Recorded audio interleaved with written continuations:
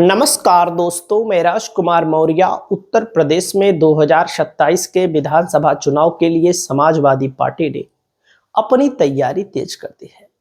Samajwadi party के मुखिया एक एक विधानसभा सीटों पर अपने प्रत्याशी तय कर रहे हैं, क्योंकि जाहिर सी बात है, समाजवादी पार्टी एक एक सीटों पर अगर बीजेपी को घेरेगी तब चुनाव जीतेगी। अगर ओवरऑल उत्तर प्रदेश में इकट्ठा घेरने की कोशिश करेगी तो कभी नहीं जीत पाएगी। एक एक सीट पर एक एक मजबूत दावेदार को मैदान में उतारना है। तो समाजवादी पार्टी ने अभी हाल में ही सांसदों की मीटिंग बुलाई थी, आप लोगों ने देखा होगा। उसी समय की फोटो है। 37 सांसदों को ड्यूटी पर लगा दिया गया है। सपा को लेकर आप लोग देखते होंगे, लगातार ब्रजेश पाठक बहुत हमलावर रहते हैं। बीएसपी में पहले थे ब्रजेश पाठक, इस समय डिप्टी सीएम है और लगातार समाजवादी पार्टी को लेकर हमलावर रहते हैं। अभी इन्होंने एक बयान दिया कि अगर मुसलमान समाजवादी पार्टी का साथ छोड़ दे तो समाजवादी पार्टी जो है वो प्रधानी का चुनाव भी नहीं जीत पाएगी। हालांकि वो समाजवादी पार्टी की राजनीति है। अगर भारतीय जनता पार्टी के core voter Bharatiya Janata party की राजनीति छोड़ दे तो, क्योंकि वो तो इन्हीं के समाज के लोग कितने मारे जा रहे हैं, शंकराचार्य के साथ क्या हो रहा है, तमाम ब्राह्मणों के छोटे छोटे बच्चों को आप लोगों ने देखा जो शंकराचार्य के आश्रम में रहते हैं, उनके साथ शिक्षा दीक्षा लेते हैं, चोटी घसीट घसीट कर मारा गया। ऐसा कभी नहीं हुआ है भारत के इतिहास में। जो बीजेपी के सरकार में सनातन धर्म को लेकर के आप लोग देखते होंगे, बीजेपी के लोग सनातन की बात करते हैं और सनातनियों का क्या हाल हो रहा है। दोस्तों, अब समाजवादी पार्टी ने मूड बना लिया है कि इनको हम हराएंगे, हर कीमत पर हराएंगे। कैसे हराएंगे, कौन सा प्रत्याशी मैदान में उतर सकता है? 2022 के चुनाव को रिजल्ट देखिए, 39,512 वोटों से यहां पर चुनाव जीते ब्रजेश पाठक। और यह है लखनऊ कैंट की विधानसभा सीट। भैया देखो, लखनऊ कैंट की विधानसभा सीट है, 39,512। राजू गांधी यहां पर मैदान में उतरे थे, 68,000 वोट मिला था। बहुजन समाज पार्टी से अनिल पांडे लड़े थे, 10,426 वोट मिला था। यह है। और 2019 में उपचुनाव हुआ था। उपचुनाव आप सब जानते हैं बीजेपी कैसे जीतती है। तो सुरेश चंद्र तिवारी 35,000 वोटों से जीते। समाजवादी पार्टी 2 नंबर पर, कांग्रेस यहां पर 3 नंबर पर थी। और वहीं पर दोस्तों अगला नंबर आता है, बीएसपी 4 नंबर पर थी। 2017 में डॉक्टर रीता बहुगुणा जोशी भाजपा से 33,000 वोटों से जीती। अपर्णा यादव जो इस समय बीजेपी के साथ में है, ये बीजेपी के साथ में थी, सपा से लड़ी थी, सपा को 60,000 ही वोट मिला।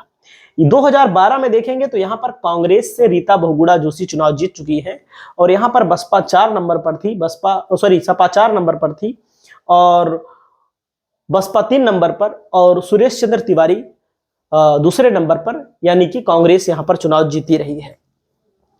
यहां पर समाजवादी पार्टी ने अपना दांव चल दिया है।